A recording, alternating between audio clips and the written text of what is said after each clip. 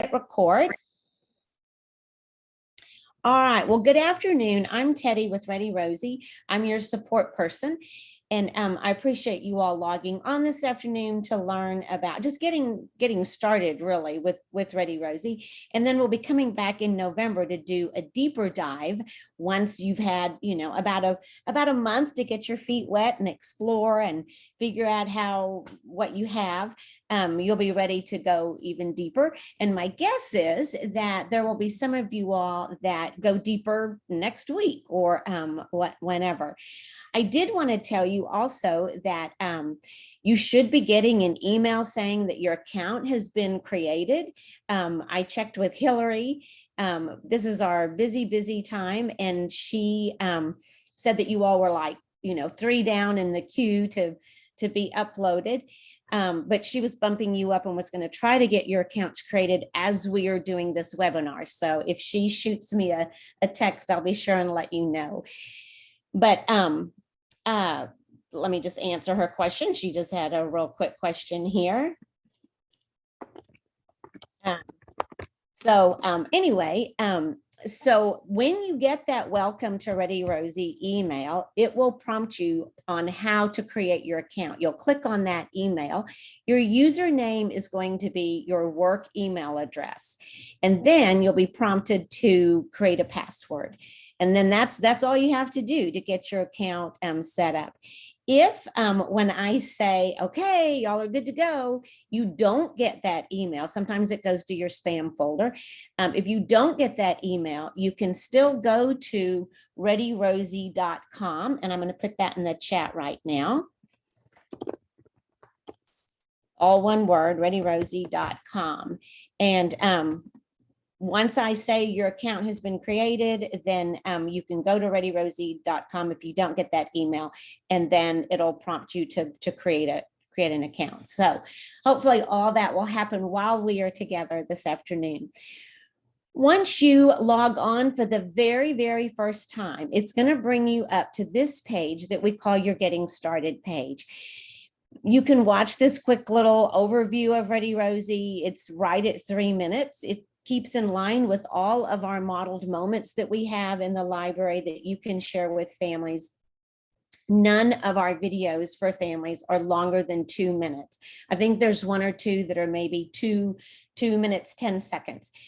But we do that by design because we know that your families, just like us, don't have time to watch a 30-minute video on how to do an activity. So we purposefully keep all of our modeled moments, including our research and answer videos that you can share with families, to 2 minutes or less. Also on this Getting Started page are some quick help resources for you. I know it's at the end of the day, and this is a particularly crazy beginning of a year. And so you all are probably going to remember just a snippet of what I'm sharing with you this afternoon, probably in about 30 minutes or so, 20 minutes, your eyes are going to start glazing over. And know that you can always come back and click on this Getting Started button, and it'll bring you right back to these helpful resources. This quick start guide is a document that you can download. You can save it as a PDF. You can print it off if you want to. And it basically is going to have the same information that each of these individual little Loom videos show you in a video. It's going to be on this quick start guide just as a bullet. How to create your families, bullet. How to send send those pending invitations, bullet. So either way, and then these are little 2-minute, 2.5-minute Loom videos that you can watch that actually walk you through how to do those things. But I'm going to go over all of this afternoon in our time together. If you have a tech issue, if you personally have an issue where you're getting an error message or you forgot your password or something like that, you can send that to me directly, and I will either tell you what to do or why that's happening. If your parents have an issue, if your parents forgot their password or they're getting an error message, use this support case right here, because that will send it to our support person, and they have access to the back end of some of the parent information that I don't have access to. Then as you scroll on down that getting started page, this flyer right here, this kind of reddish orange one, invite flyer, is the one that we suggest you send out to your families. It comes in English and Spanish, as all of our resources and videos come in. But on the front side of the flyer, it gives your families just a quick little, you're excited about this year and partnering with ReadyRosie. And then right down here on the bottom, it says, we want you to, number one, watch the video. We want you to do the activity, and we want you to share your experience through a comment. On the back side, it tells them exactly what to do to create their account. It tells them, keep an eye out. You're going to get a text or an email from your child's teacher. Click on that. And then they have 3 very easy little steps to follow. The first thing they do is it's going to ask them, do you want to receive information from ReadyRosie in English or in Spanish? So they click their preferred language. And from that moment, everything that they receive will be in that preferred language. Then on step 2, they put in their first name and their last name and click next. And then the third screen, they're asked, do they want to continue getting the information by text or email or both? And then they put in that appropriate information. And then they are prompted to create a password themselves. They click register, and then they are taken to a little 2-minute overview of what ReadyRosie is. Now, just a little FYI, because it happens. If you have a parent that says it's asking for a code, it wants me to put in a code, that tells me that they have downloaded our ReadyRosie app, which is great for exploring the platform, but they are not going to get the customized content from you if you send it out, nor are they going to be able to comment back and forth with you through the ReadyRosie app. When it says they need a code, that means that they have not yet registered with ReadyRosie. So they have to set their account up when they get that text or email. Then they can download the app, and then they just sign in. But a lot of times they download the app and they try to register, and then it does say they need a code. So if you have any parents say, hey, I need a code, say, go to that email and create your account first. All right. So that's the flyer that we suggest that you send out. Now, let me go back. I apologize. My computer likes to kick me out in my teacher view here. So the next thing, if you have teacher access, you are going to want to click on classrooms and create your classrooms. And so when you do that, you're going to click on add new class, and you can see these are all the classes that I have created. So I'm going to click on that. I'm going to put my my title in, and you can call it whatever you want your class to be. You can put a description in if you want to. It would help if I could type. Go ahead and choose the age group that you're working with, because then that will pre-populate the template. I'm just going to do pre-K. You can choose a beautiful color if you want to, and then click save. Notice it tells me that my classroom was successfully created. And here's my district, here's my grade level, here's the school, and I'm the owner. Right over here, it says assign a teacher. I don't know who you may want to assign or need to assign to your classroom, if you have an assistant or maybe support personnel or somebody like that. But if there's someone who needs to be assigned to your classroom, they want to be able to share content out with your students as well, they'll have to be assigned to your classroom. So you would click assign a teacher. And then all the people who have teacher access to your site, your location, will drop down, and you just select their name and click submit, and their name will show up over here, and they will be able to share content with your class. If you have school admin access, where it means that you can see all of the teachers in one account, you don't need to be assigned to the individual classrooms unless you want to send content out. If you just need to see the data, I'll show you how you can see that with your school access. So now I'm in my Manage Classroom tab, and I'm going to click on Invite Families. And from here, you have your roster. So you can just put in the child's first name, last name, skip school ID. You already picked the grade level, but then you're going to need to put in an email and or a cell phone number, because again, that's number one, how we send the invitation out to them. And that's how we send the content out to them, to that text or email. You can put both, and that way they will get the email. They'll get the invitation by email and by text. After you have your class rostered, come down here to the bottom and you can click Invite Now, and those invitations will go out. Or you can schedule an invitation to go out. Maybe you're going to work on them the rest of this week, and everybody is going to send their invitations out on Monday the 11th or the 12th or whenever. So you can schedule those invitations to go out at a later date.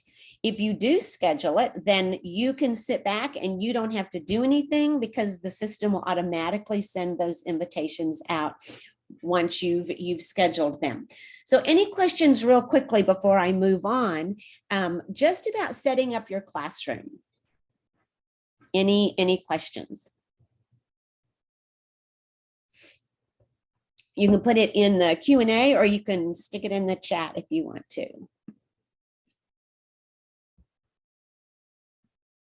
Okay, then I'll keep going. If you do, feel free to ask. This is for you guys, and so I want to make sure that all of your questions get answered. So now I'm going to switch down to okay, good question. If a family has multiple children, do we create multiple accounts? If they are in different classrooms, then yes, each teacher would need to have, their child in that class, because you might be wanting to send out, different information. Their data, though, will be collected. It'll be cumulative. So it'll be, whatever, what was watched by both children, because the account is set up to the email. And so if the email is the same for both children, then when you look at their data, that data will show what the child watched from the other class. Sometimes teachers want their data separate. They don't want to see what the other child, they don't want that the data to reflect what that other child watched too. So they will just decide amongst themselves, we're going to use the cell phone number for this child and the email for this child. And that's one way that you can keep the data separate if you need to. The other question that came up, is Spanish the only translated language? I would need Mandarin. All of our resources come automatically in English and Spanish. When I get to the video library, I will show you the other additional languages, what they can watch, the videos with captions in English, Haitian, Samoan, Vietnamese, Dari, Arabic, Khmer, and Simple Chinese. Those are the only languages that we currently have where they can watch the videos with captions. But as far as resources, print resources, English and Spanish. So now I'm going to jump down here to my demo classroom so that you can actually see some stuff. So we sent our invitations out. And then the next step that I really recommend you do is that, let's say you sent the invitations out this coming Monday. Then what we know from our other partners that have been really, really successful is no more than 5 days after that initial invitation gets sent out. So if you send them out on Monday, Wednesday, Thursday, but no later than Friday, resend the ones that are still pending, because your parents are a lot like we are, where they get busy and they have every intention of sending, accepting it and doing whatever they need to know. And before you know it, a week or two or a month has gone by and they've never accepted that invitation. So to do that, to To send those pending invitations, so I'm in my classroom. Right here, you can see how many teachers are assigned to this demo classroom. So don't worry about having too many that you're assigning. When you click on that classroom, you're going to be able to see at a high level for your whole classroom how many total videos that child has watched, how many learning outcomes in the category of language and literacy, math, social and emotional, health and well-being have been supported by the different videos that they've watched, as well as how many family outcome opportunities have been supported. When you scroll on down your classroom page, now this is our demo class, so everybody uses this class, but yours is not going to be this, this busy. It'll just say Hillary Aller is the parent, and then it'll list their child right there. And then it'll show you what they did. They signed in, they watched a video, they viewed the landing page. So you'll be able to see what they've done. They clicked, they did it, they left you a comment. All those things will be recorded right here. This column right over here is going to represent any of the custom content that you or someone attached to your classroom has sent out to your students. If you have school admin access, when you click on the teacher's name, you will be able to see this as well. When you click on this, it's going to show you, here's the name. These are links. And so it will take you to what we call a playlist report, and I'll show you those in just a minute. But it's also going to tell you who sent it and on what date did they send that out. So I can see that Melissa Nast, who is assigned to my classroom, sent Ready K Week 1, Make Learning Together Part of Your Daily Routine back in June. And I could click on that link and it will take me to that playlist report. You can print this report, and now you have a record documentation of the children in your classroom. And if they watched the videos, those specific videos that you sent out for them to watch, you'll be able to see the date and the date that they watched the video. If they clicked, it was helpful, that there'll be a thumbs up, and they clicked that they did the activity. So there's a check mark right here. Had they left a comment right here, like this child did, there'll be a little speech bubble that when you hover over it, it'll say, we tried this before bedtime. She thought I was being silly. So this is great documentation of that customized content that you might choose to send out to support specifically what you are doing in the classroom. And so you've got a documentation by class of who has done what you've sent out for them to do. When you, so then when you're back up here, we want to resend those pending invitations. So I'm going to go back and click on Manage Classroom. Remember, that's where we click to roster the classrooms out. And right here, this tells me I have 28 students, I have 21 families or caregivers, but I have 5 who have not accepted the invitation yet. So I'm going to click on Resend Pending Invitations. It's right here next to Invite Families. So I'm going to click Resend, and then it's going to show you the children whose parents still have not accepted that invitation. Now, it could be that a child moved just in that amount of time from the initial invitation to when you're resending them. So you could just click delete and completely withdraw, delete them. Maybe you got a phone number. And so you could click edit, and you could add that part of, that information that maybe you were missing. Maybe you've decided, okay, maybe they don't check their email, so I'm going to use the cell phone number instead. And then you can schedule that invitation to go out. But you also can just click resend, and then all of those invitations will go out again at that time. So send out those first initial invitations, and then no more than 5 days, resend any that are still pending.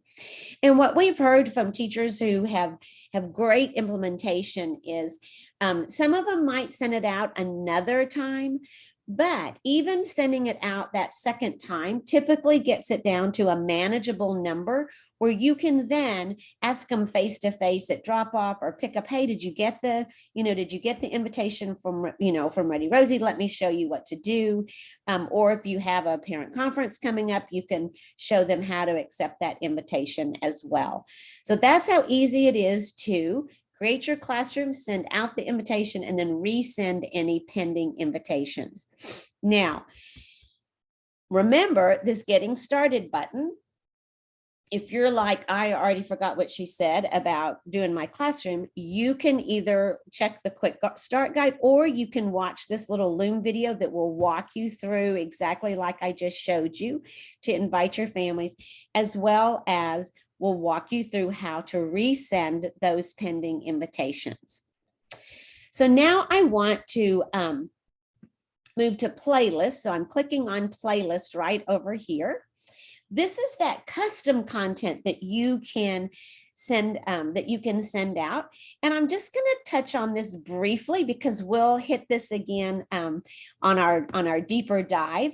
But I just want to kind of show you the possibilities. So the first tab it says my playlist. And so these are going to be all the playlists that I've created and I have sent out to a class.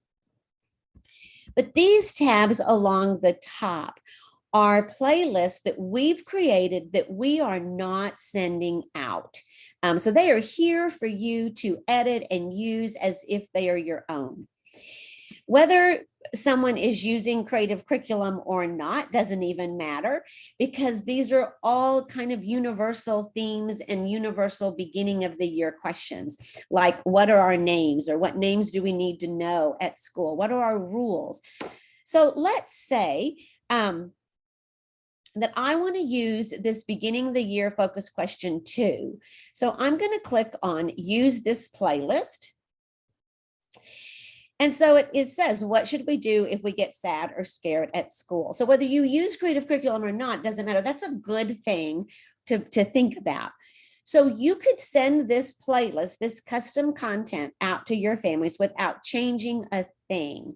You would just come here and select your classroom. And so there's my classroom, although I didn't put any children in my classroom. If you do absolutely nothing, it will already be translated in Spanish for you. If you do make any changes, then let's say that I think, well, my parents aren't going to understand focus questions, so I'm just going to delete that. So I've modified it. So I will have to translate it by clicking the Spanish button and then clicking down here, translate for me, and it will translate any changes that I made. When you look over here in your little preview, these are the videos that we have selected that support what should we do if we're feeling sad at school. You can X out of any of these. You can take some off. You can add to them. So you could go here to our library. And I'm going to go into a little bit more detail in our library in just a minute. But you could filter by category, health and well-being, language and literacy, math and reasoning, research and answer videos, as well as social and emotional. So you could filter by that. You also can filter by age. And you and your families have access to our entire library from birth through 3rd grade. And we do that for 2 specific reasons. One is because we know families have more than one children. You guys asked what happens if, there are multiple children. And so they may have a child in your program, and then they may have a 3rd grader. And we want them to be able to search for activities that will support any of their children. Likewise, we know that you all with your children they are all on different levels, and we want you to be able to differentiate and individualize as best you need to. So we want you to have access to go up or go down to fit the needs of all the children. And then if you're feeling really wild and crazy, you can even filter by location. So maybe you want to send home some videos on looking for numbers when they're at the grocery store, or looking for colors when they're at the grocery store, or talking about texture at the grocery store. So you can filter for category, age, and then location. You also can put a keyword in here if you wanted to and search by a keyword. One thing that I want to point out is when you are selecting videos, the Spanish ones will automatically be attached. So you don't have to go look for the Spanish video that goes with the English one. It is already attached. Then you have 6 action items. You can save this. You can send it right now. You can schedule it just like you can those invitations. You can copy the link and share it on any other platform that you're using. Your families will have to have accepted the invitation, or else they'll get an error message. You can preview it, and so it'll have your name on it. It'll look like you created this playlist. There's the title, the message, and then there is the title of each of the videos with a little blurb, and they can click right there on the thumbnail and it will take them to that video, or they can click on the title. So that's how easy it is to create, use one of our playlists and edit it to use it. You can also print one and send a hard copy home. If you have families that, for whatever reason, don't want to use the internet, you can you can print out a copy of it. When you create either a playlist from scratch, or one that we've created for you, and you want to edit it, you will get one of those playlist reports. To access the playlist report, in addition to how you can just click on the link in the classroom, and admins, that's how you would access to see those playlist reports. But teachers, you also can just click right here on the little thumbnail of the playlist that you've created. And so here it was. I said, next week we'll begin learning about shapes, go on a walk and look for shapes outside. And I sent finger shapes, ways to cut a sandwich. And then I also, since it was at the beginning of the year, thought it was a good time to share our research and answer video, healthy hand washing habits, and what habits help our families stay healthy and minimize sickness. And as you can tell, I didn't have any children in this class, but if I did, their names would be listed here. And then again, if they had watched any of them, there would be that date stamp, and then whether they had clicked it was helpful, or did the activity, or even left me a comment, would be recorded there. I'm going to go in our next session together on just creating one from scratch. But for those of you all that are like, no, I'm ready to do that. I'm ready to create one of my own. You can watch this creating custom playlists, and it will walk you through using one that we have created, a pre-created one. You can watch that one right there if you need a little refresher. So any questions real quickly on playlists before I move to the library to show you some things about the library?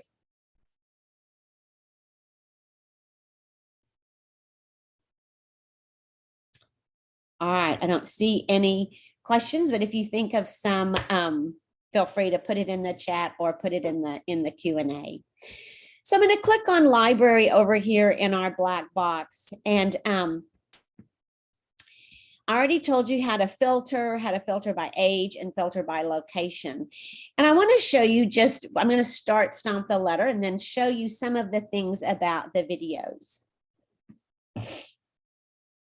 The first thing, whenever you click on a video, you're going to have a couple things, options, decisions that you can do. Right here, though, is the little closed caption thing that you or a family would click on to see those additional languages of English, Haitian Creole, Samoan, Vietnamese, Dari, Arabic, Khmer, or simple Chinese. The good thing, or the nice thing, is if you have a family that clicks Vietnamese, once they've clicked that, every video they watch will have those subtitles there for them. They don't have to go in and select that with every video that they watch. You also can add to a playlist. So maybe you were working on a playlist and you come across this video and you think, oh, that'd be great to send out. So you would do that, and then all of your playlists would show up, and you could just check the one that you wanted to add this video to. The other thing is you have this share button right here. And a lot of our home visitors will use this. A lot of our teachers use it as well. But maybe you don't want to create a playlist like I just showed you. Maybe you just want to send this one video to one child. Well, you can't send a playlist to just one child. So a lot of our teachers will use this share feature with the research and answer videos. Like maybe you have a parent that's been talking about how their child doesn't listen to them. And so you want to send Becky Bailey's video on how do I get my child to listen to me. So click that share button right here, and then all the children who are associated with you will drop down, and you can just select one or more of the children. Maybe those are the only 3 after I've done my initial assessment and I think, wow, this video would really benefit these 3 children if they would do this activity at home. Then you can put a message in there if you want to, and then you just click share, and that one video will go right then to those 3 children or however many, 1 or however many you selected. You also can copy the URL and email it to them, or share it on another platform, or text it to them. You also can see what your families see when they click on a video. And so when they do, here's the closed caption. And then right here at the point of the video, it says watch, and then click, was it helpful or was it not? Do the activity and then click we did it. And then right here at the point of the video, they can leave a comment. And I really suggest and recommend and urge you to encourage your parents to leave comments. These comments can be invaluable to building, co-creating that data story for their child.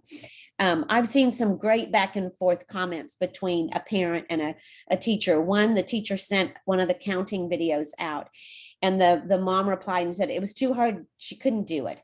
And the teacher replied and said, I'm sorry, she couldn't count to 20, try it again, see if she can count to 15 or 10.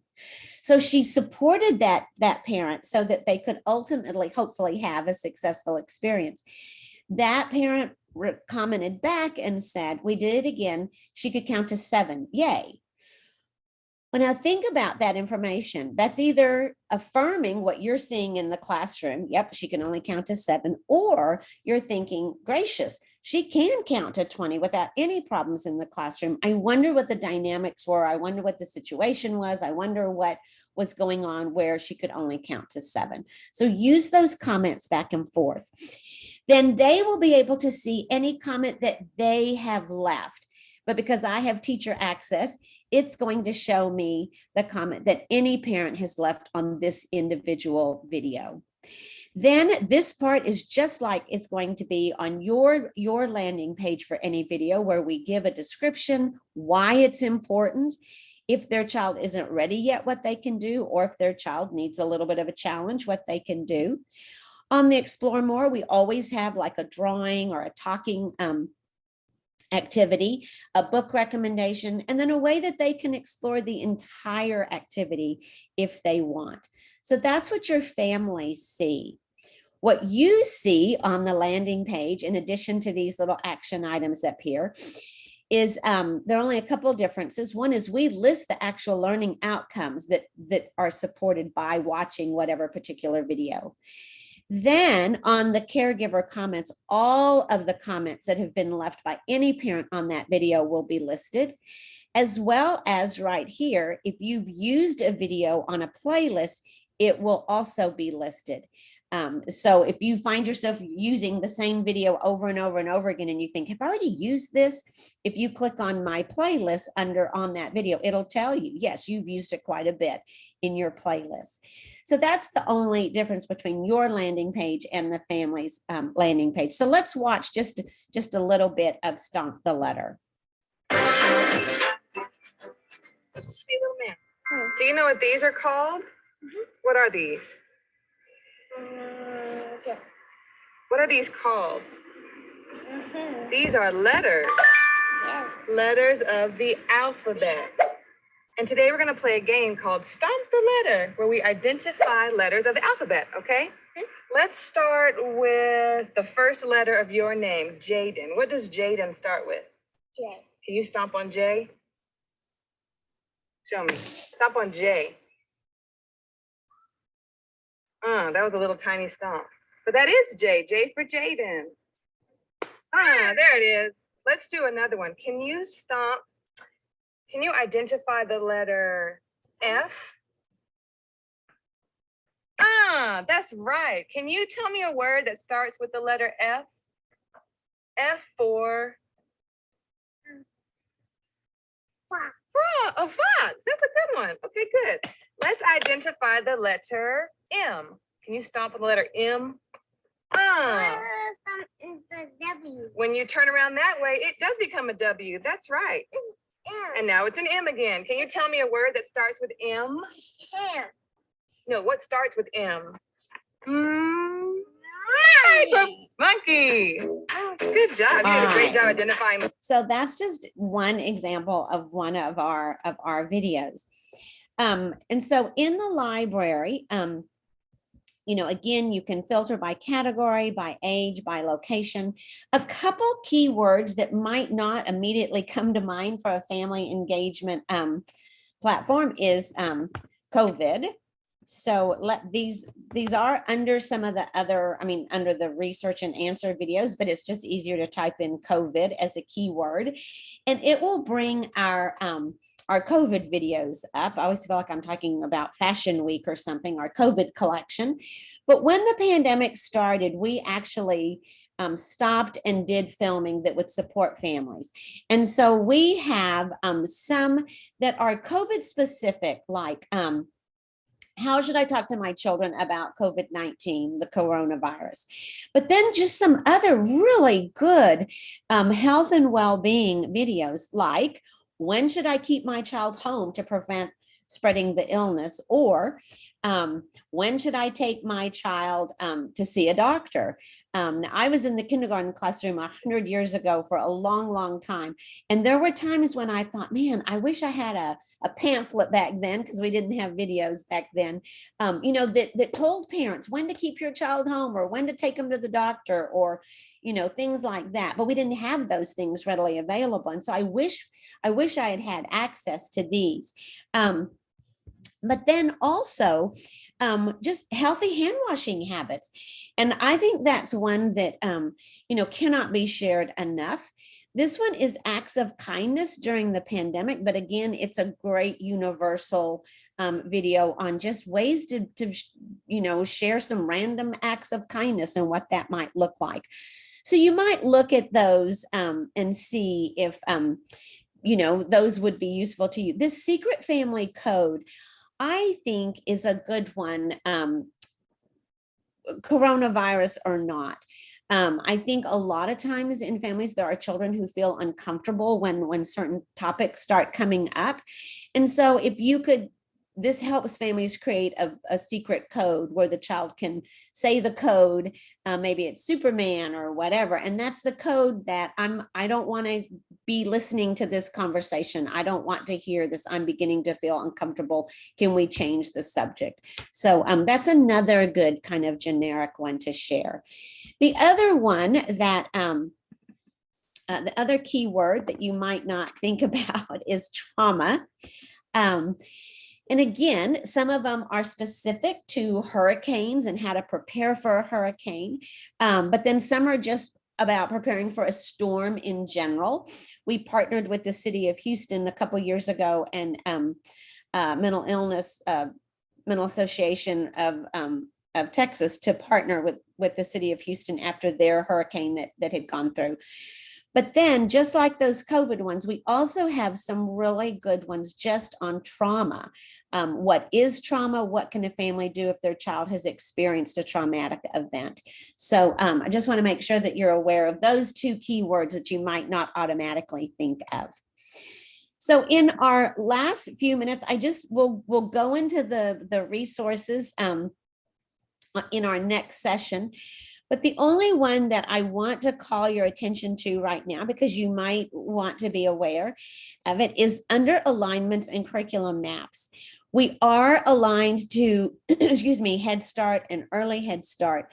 And then we also are aligned to all the state standards. So you could click on your state standard, find the age band that you need and come down and find your state. I'm just going to do Alabama because it's the first one. I know that's not your state.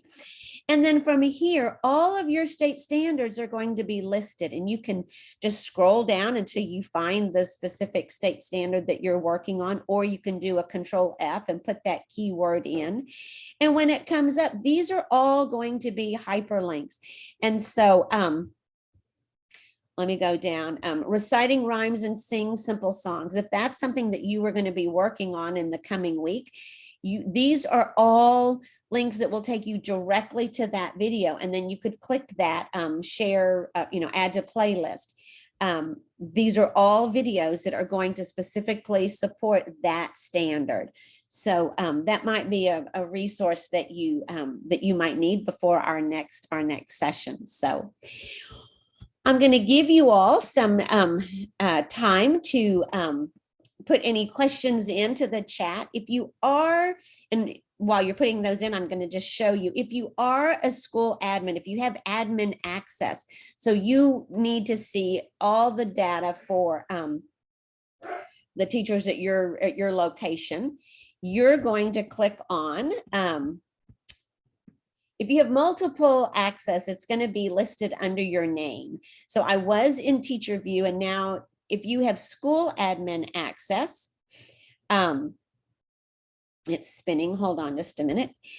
You'll notice you just have data, and so you'll be able to see this data. Instead of representing by a class, it will be representative of everybody at your school. The learning outcomes, family outcomes, and then the most recent teacher and caregiver activity.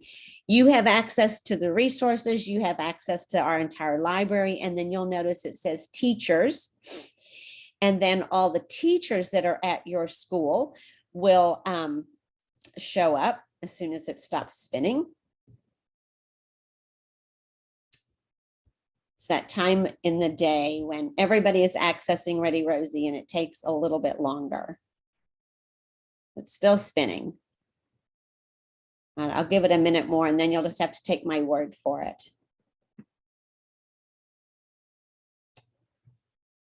All right, trust me though. There we go, there we go. So for your school, your location, all the teachers will be located here.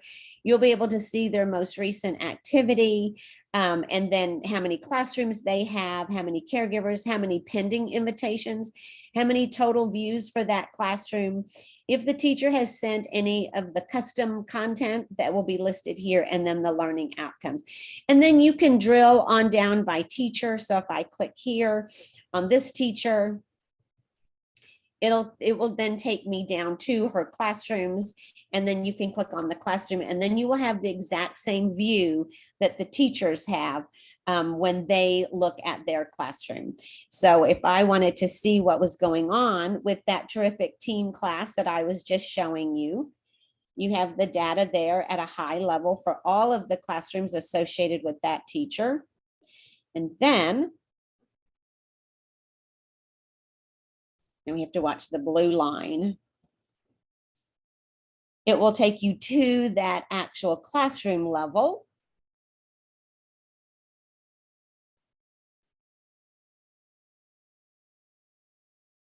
Whoops, and I got an error message. It didn't want me to do that. So, all right, but it will take you to that classroom level, and you'll be able to then see that data like I was just showing you from the teacher view.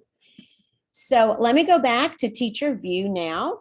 And then I just want to remind you, first of all, if you have a question, go ahead and stick it in the chat. We've got about a minute more. But the most important thing, if you don't remember anything else that I said today, is when you log on, this getting started button, the most important videos, if you need a refresher, will be inviting your families, pending invitations. If you can get those two things done, then you are good to go. And I will go back over the playlist and the commenting back and forth with your parents, and how that really can impact, like I said, co-creating that data story for that child or those children in your class. So any quick question or last,